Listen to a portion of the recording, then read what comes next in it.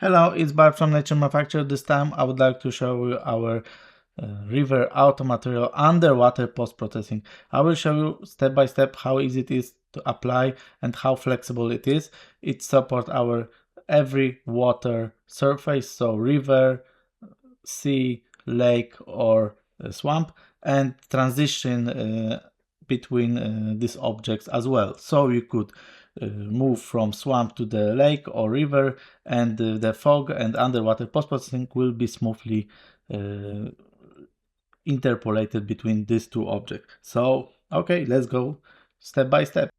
All steps are mostly the same for HT and URP. There is only one difference between them.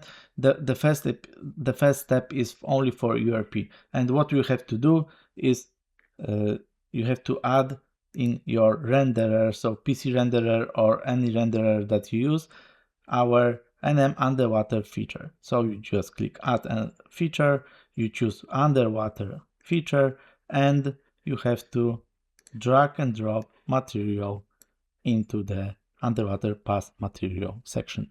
And that's all. And this step is only for URP. HDRP do not require this step.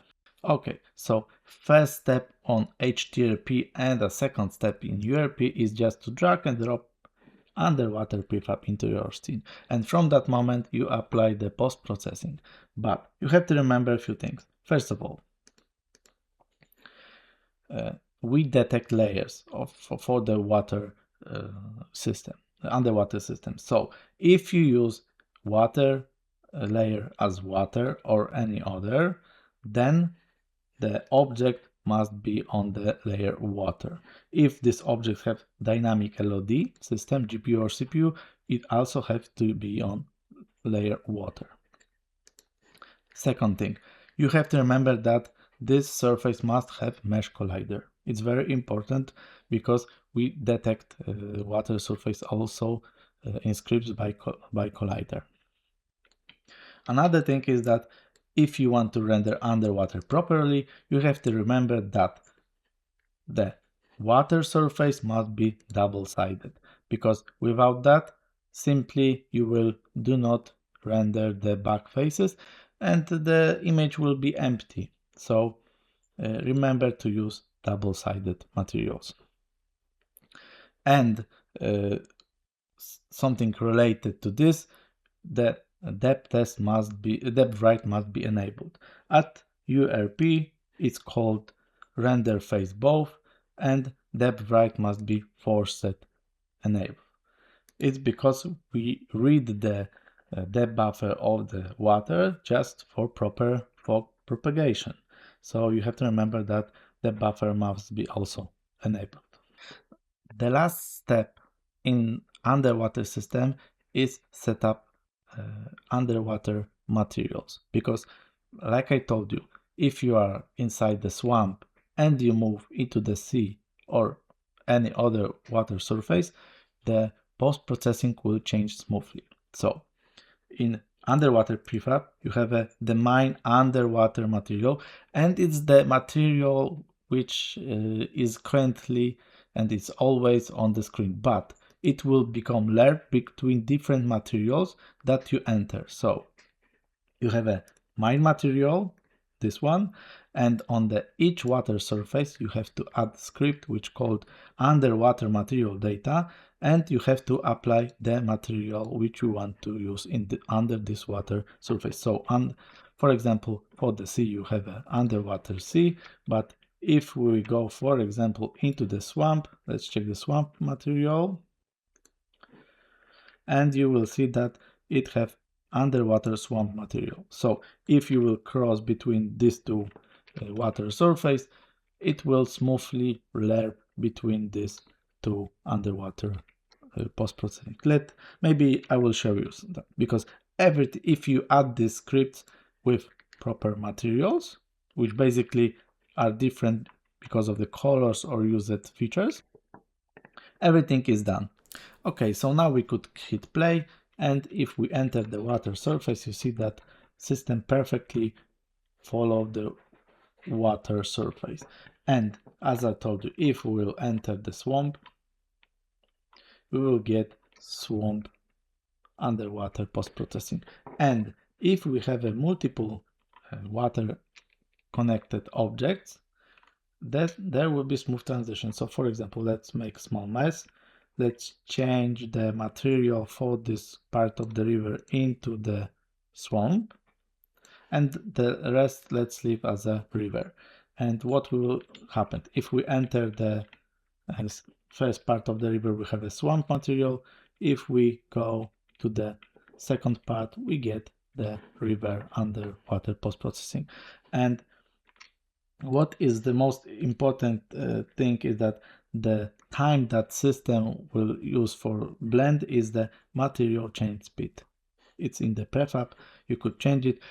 If you will reduce this value, it will take long time to create lerp. If you increase this value, it will simply make lerp faster. So like I told you, this system works with multiple water objects, so we could use it with waterfalls, lakes, rivers, swamps, and sea.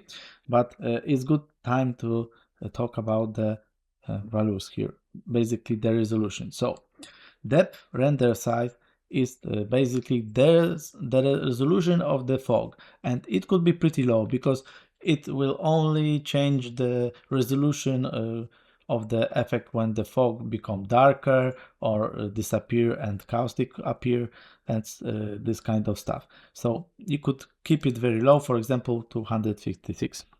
The second thing is that you have a depth mask size, and this could be a high resolution if you have a noisy water surface, but if the water surface that you work with is very flat, you could keep it pretty low, because the high resolution is this texture. The higher, the more difference on the water shape it catch. Of course, there's a blur line and so on, so all small gaps will be catch and removed. But if you work with very noisy water surface, or for example you work with tessellate materials, you probably want to increase this depth mask size.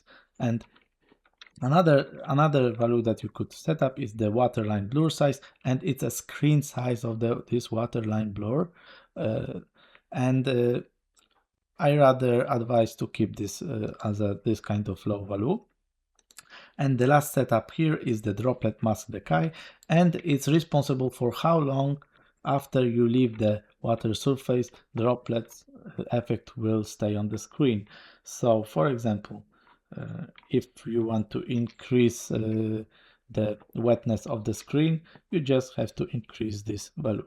And remember that if only part of the screen will be under the water, the droplets will be only on the part of the screen. So it's very dynamic effect. Yeah. So after that, after I explain all these setups here, we could talk about the material and the underwater post-processing render. So what we could achieve and how we set up it. For HDRP, there is important setup in every water surface, because if we use double-sided, we have to choose normal mode. And if you will choose flip mode, and I advise you to use flip mode for rivers, lakes, and swamp, all SSR effects will work properly. If we turn off this option, only reflections from the props will work, and you will use SSR effect. Of course, for the sea, you have to use the mirror mode, unfortunately. But sometimes the mirror mode works pretty well, even better than the flip mode. For example, if we enter the swamp, we have such a render, and if we will change this mode to mirror, like the lake one, sorry, it will change to mirror. You will see that I would say the effect on the backface surface is pretty cool, and I would say sometimes it much even better than the flip mode. So you could play with this setup, And remember that there are two options to render this back faces. Of course, the flip mode is more proper, right? And it supports screen space transparent. Okay, so that's all about the HDRP backface mode. And now let's play directly with the setup of our underwater post-processing. Okay, so let's play with underwater material, post-processing effects, and what we have here. First of all, remember that this material is rendered on your screen, but it takes values from the material which is attached currently to the object that you are inside. So you could change it in runtime, but you have to do this in this object which is attached to the water object. So what do we have here? First of all, you could turn off this simple fog. And this could be useful if you use HDRP and there is a local volumetric fog object, and this fog could be masked and attached to our water object. I will show you this later, but you could use volumetric fog as well. In the fog, you could change the distance of the fog. You could change the sharpness of the transition between no fog and fog. You could change how far the deep fog will apply, and everything could change in that runtime. In caustic, you could change the intensivity or blend, so you could, and how far the caustic will be rendered as well, caustic distance. From the other effects, you have a blur effect under the water. So for example, the water in the swamp could be more blurry. You have also set up for waterline, how sharp it is, and if you want to use basically the blur on the waterline, because you could turn it off. There is no waterline blur now. Let's maybe fix that values. And of course you could turn off the caustic and the droplet effect, and this effect you will have to change with by entering and exiting the water surface, because it's dynamic effect, and you could change the speed of the texture, its stealing, and how much it distort the screen, because it's water on the screen and it could distort basically the image. Of course, you could use mask, and this mask is pretty important, because if you use distortion on the edge of the screen, you will get artifacts, because basically you try to take data from out of the screen. So but for example, with this you could change that. You could for example imitate the shape of the screen.